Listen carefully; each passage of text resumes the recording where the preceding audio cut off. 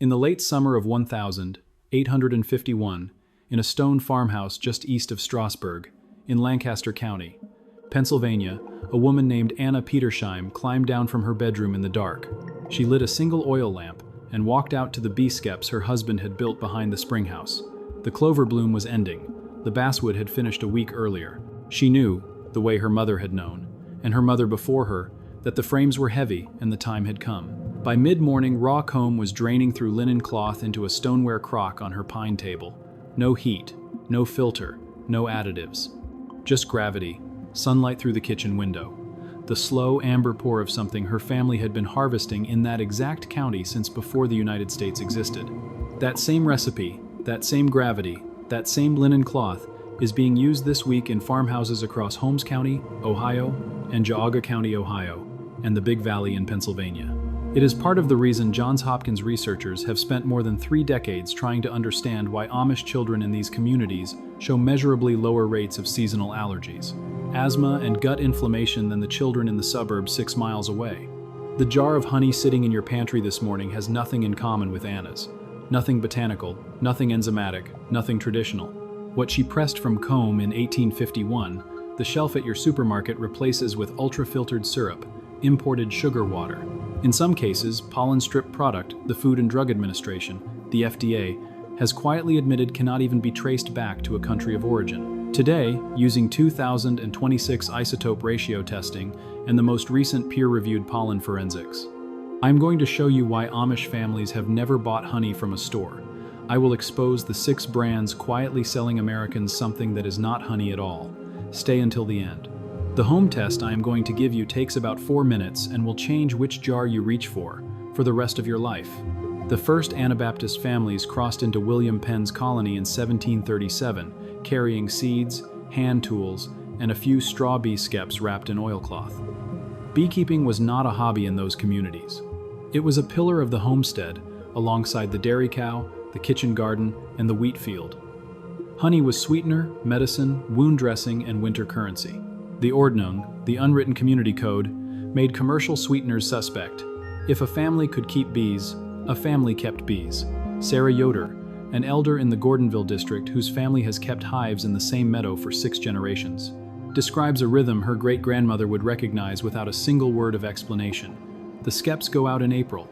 The supers come off in late July and again in September. The comb is crushed, never spun in centrifuges, and the honey drips through cloth at room temperature for 2 full days. Nothing is heated above the warmth of an August afternoon. Nothing is filtered finer than a piece of plain muslin. Decades of Johns Hopkins research on these populations has consistently documented stronger immune signaling, richer gut microbiome diversity, and lower inflammatory markers in Amish children. Researchers keep arriving at the same conclusion. The Amish are doing something different. Part of that something is sitting in the stoneware crock on the pine table. Then came 1958.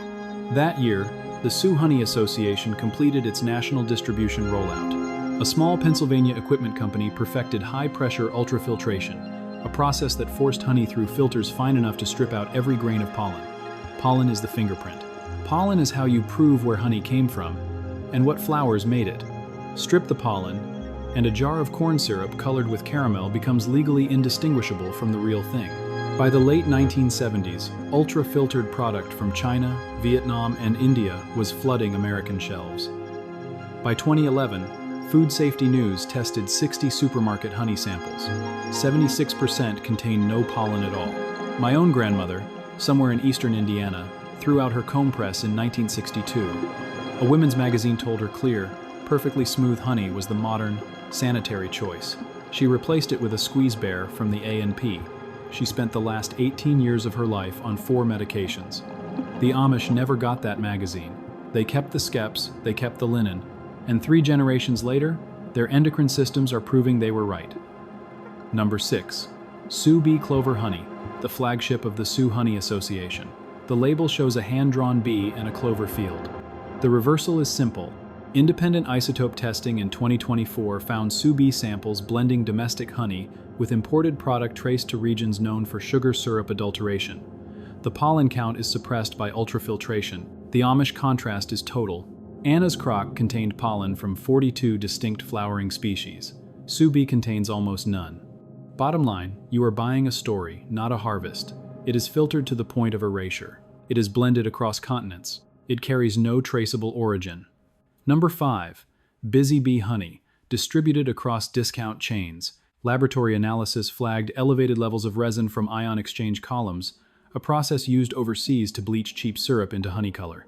The Amish never use resin. They use cloth. Color corrected. Origin obscured. Enzyme dead. Number 4. Great Value Clover Honey, the Walmart House label. In 2023, third-party testing of bulk store brand honey from major retailers detected rice syrup markers in multiple lots. Rice syrup is the modern adulterant of choice because it slips past older detection methods. Sarah Yoder's frames cannot produce rice syrup. They produce nectar. Bottom line, the price is low because the product is partly something else. Number 3. Nature Nate's 100% pure raw and unfiltered honey. The label is the strongest claim on the shelf. The reversal is that a 2020 class action lawsuit alleged the product was neither fully raw nor unfiltered as advertised. Independent testing showed heating consistent with pasteurization. Heat above 110 degrees destroys glucose oxidase, the enzyme that gives raw honey its antibacterial property. The Amish crock never sees that heat. Bottom line, the word raw on a label is not regulated. Anyone can print it. Number 2. Local hive raw and unfiltered. Marketing implies regional sourcing. Investigations by trade publications found that local in this context refers to a multi-state region, not a county or even a single state. Supplies are pooled from dozens of operations, including imports. Anna Petersheim's honey was local to a meadow you could walk across in 6 minutes. Bottom line, local is a marketing word, not a geographic one. Number 1. The largest deception on the American shelf. Honey labeled simply as a product of multiple countries, often sold under generic store brands and food service jugs. United States Customs has flagged this category repeatedly for transshipment fraud, where Chinese honey is routed through third countries to avoid tariffs and detection. Department of Justice cases in the last 15 years have documented hundreds of millions of pounds entering the country mislabeled. Bottom line, you are very likely not eating honey at all. 3 clean brands still operate the old way. Really Raw Honey, packed in Maryland, sells honey with visible pollen, propolis, and bits of comb. Tropical Traditions, raw honey is sourced from small apiaries with verified single-origin pollen counts. And direct purchase from any Amish or Mennonite roadside stand in Lancaster, Holmes, or LaGrange County remains the most honest jar you can buy in the United States. Back in Gordonville this week, Sarah Yoder pulled a stoneware crock down from a shelf above her wood stove. The process begins with crushed comb laid into a square of muslin stretched across the crock's mouth. The cloth is tied at the corners. The crock sits on the pine table for 2 days. By the second evening, the honey has settled into a deep, cloudy amber, with flecks of wax floating on the surface and pollen suspended through the body of the jar. That jar costs her about 80 cents in materials. The same volume on a supermarket shelf runs $9. And every chemical we just exposed across 6 brands, the rice syrup, the resin residue, the pasteurization markers, is mathematically impossible to form in her crock. There are 3 home tests. First, the water test. A spoonful of real honey sinks to the bottom of a glass of cold water and holds its shape. Adulterated honey dissolves into a cloud within seconds. Second, the flame test. A dry cotton wick dipped in real honey will light and burn steadily. Syrup-blended honey sputters and refuses to hold flame because of moisture content. Third, the paper test. A drop of real honey placed on a paper towel sits on the surface. Adulterated product spreads and soaks through within 1 minute. 6 brands selling Americans something that is not honey. 3 brands proving honesty still exists in a jar. 1 Amish practice that predates every one of them by nearly 3 centuries. 3 home tests you can run tonight at your own kitchen counter. Your grandmother's grandmother harvested this at home. Your great-grandmother forgot how. Your mother was told it was primitive. You were told the clear plastic bear was the same thing. None of it was true. Every skill the industrial food system convinced her she no longer needed is still here. In Lancaster County, in Holmes County, in stoneware crocks on pine tables that have not changed in 300 years. You are not too late. Hit subscribe to keep recovering what the grocery store quietly took from us. Tell me in the comments, did your own mother or grandmother keep bees or buy honey from a neighbor who did? What state did she live in? What did the kitchen smell like in late August when the jars came down off the shelf? I read every one of these. Next week, maple syrup. The brand's running the exact same playbook, the same dilution, the same 1950s betrayal. And the Amish family in Mecosta County, Michigan, who has been tapping the same grove of sugar maples since James Buchanan was in the White House.